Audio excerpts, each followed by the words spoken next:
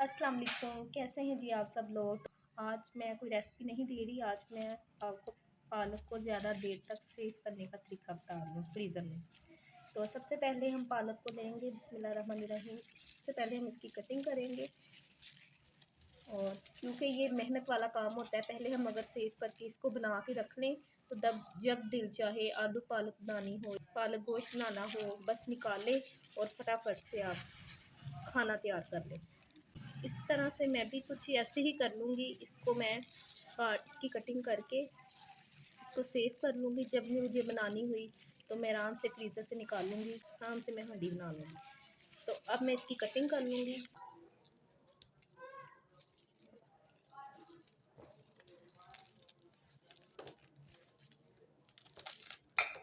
यूँ मैंने काट ली हैं डंडियाँ सारी इसकी।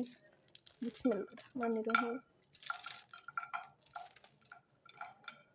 ऐसे आप नॉर्मली जैसे काटते हैं काट लें।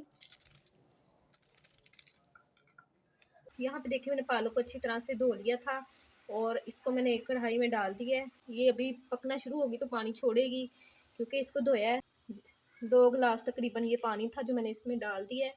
अभी ये जब पकना शुरू होगी ना तो ये नीचे हो जाएगी। तो हमने इसको 1 से 2 बॉयल देने हैं, ज़्यादा नहीं देने। अगर हम ज़्यादा इसको बॉयल करेंगे, ज़्यादा पका लेंगे तो फिर इसका कलर चेंज हो जाएगा। 2 बॉयल इसको देने हैं। तो फिर आप इसको सेव कर लीजिएगा फ्रिज में, तो ऐसे लगे कि जैसे आपने अभी फ्रेश लेके बनाई है।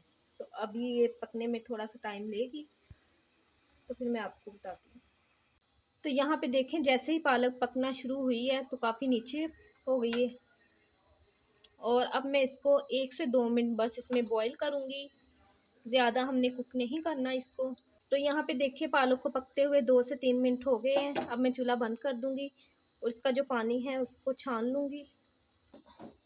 यहाँ पे देखें मैंने एक स्ट्रेनर ले लिया है, इसमें पालक को छान लूँगी।